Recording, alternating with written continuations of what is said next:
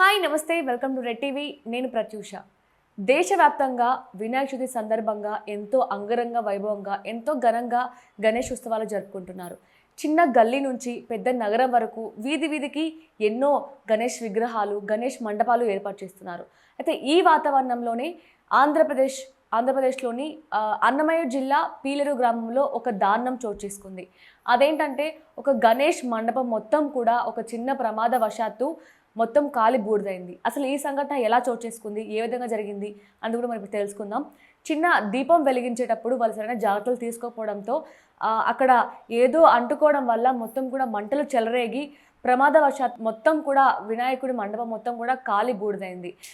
అక్కడున్న చైర్స్ కావచ్చు, పూజా సామాగ్రి కావచ్చు, వినాయకుని విగ్రహం, స్పీకర్స్ అన్నీ కూడా కాలి బూడిదయ్యాయి. అయితే మనం ఈ సంఘటన నుంచి తెలుసుకోవాల్సింది చాలా ఉంది. మనకి ఎంతో కాలంగానో ఎంతోమంది వేచి చూసి ఫైనల్గా ఎంజాయ్ చేసే పండుగ ఏదైనా ఉందా అంటే అది గణేష్ ఉత్సవాలు అని చెప్పచ్చు. గణేష్ ఉత్సవాల్ని చిన్నపిల్లల నుంచి వృద్ధాప్యం ఉన్న వాళ్ళు అందరూ కూడా చాలా ఇష్టంగా చాలా ఘనంగా జరుపుకుంటూ ఉంటారు. అయితే ఈ సందర్భంగా మనం ఎన్నో తప్పులు చేస్తూ ఉంటాం. వినాయకుడిని తీసుకొచ్చినప్పటి నుంచి వినాయకుడిని నిమజ్జనం చేసే వరకు మనం చాలా తప్పులు చేస్తూ ఉంటాం. ఇప్పుడు కొంతమంది వాళ్ళు ఇష్టపడే హీరోస్ యొక్క విగ్రహాలు కటౌట్స్లో వినాయకుని విగ్రహాలు తీసుకురావడం ఇది చాలా అంటే చాలా తప్పు. చాలా ఇలాంటివి కూడా జరగకూడదు అని నా అభిప్రాయం. అలాగే మనం వినాయకుడిని ఏ విధంగా ఎంత ఘనంగా ఎంత ఆడంబరంగా తీసుకొస్తామో అంతే ఘనంగా మనం తీసుకెళ్ళడం వరకు మాత్రం ఘనంగా తీసుకెళ్తూ ఉంటారు. అంటే డీజే సౌండ్స్ పెట్టి డాన్సులు వేసుకుంటూ అల్లరి చేస్తూ తీసుకెళ్తారు. కానీ అక్కడికి వెళ్ళాక మాత్రం నిమజ్జనం రోజు ఆయన నీళ్ళల్లో కరిగిపోయేంత వరకు నీళ్ళల్లో పడే కంటే ఆయనని ముందే రోడ్ల మీద పడేయడం అండ్ విరగొట్టేసి నీళ్ళలో వేయడం ఇలాంటివన్నీ చూస్తూ ఉంటాం. అలా చేయడం వల్ల చాలా తప్పు అలా చేయడం. అలాగే వినాయకుడిని తీసుకొచ్చినప్పుడు మండపాల ముందు కొంతమంది చాలా నియమనిష్టలతో చాలా భక్తి శ్రద్ధలతో చాలా ఆడంబరం లేకుండా సాదాసీదాగా పూజలు చేస్తూ ఉంటారు అండ్ దేవుడి పాటలతో అలాగా.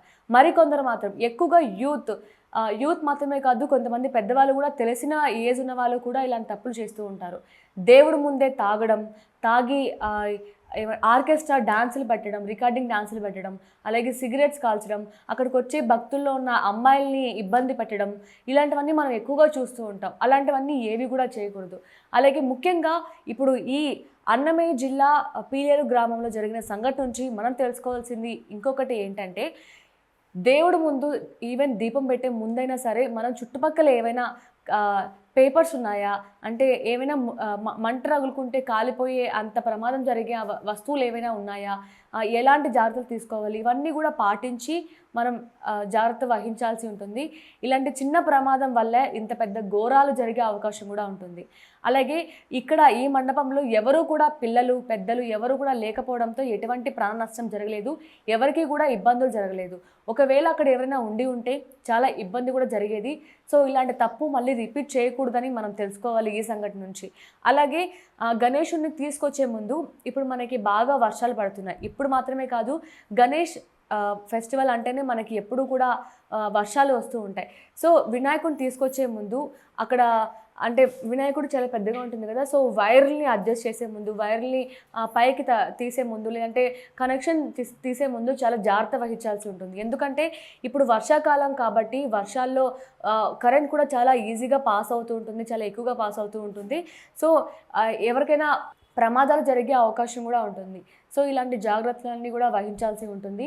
అలాగే దేవుడి ముందు ఎక్కువగా ఇలా దేవుడి ముందే మందు తాగడం, సిగరెట్స్ తాగడం, అక్కడికి వచ్చి భక్తుల్ని ఇబ్బంది పెట్టడం ఇలాంటి వాటన్నిటికీ కూడా పుల్ స్టాప్ పెట్టండి ఇప్పటికైనా. అలాగే నిమజ్జనం చేసే ముందు కూడా చాలా జాగ్రత్తగా దేవుడిని నిమజ్జనం చేయాలని కూడా కోరుకుంటున్నాను. మరి ఈ సంఘటన నుంచి మీకేం అర్థమైందో, మీరు ఎలాంటి జాగ్రత్త వహిస్తున్నారో వహించిన వారు కూడా మీరు కామెంట్స్ రూపంలో ఏమైనా తెలపాలి అనుకుంటే కామెంట్ చేయండి.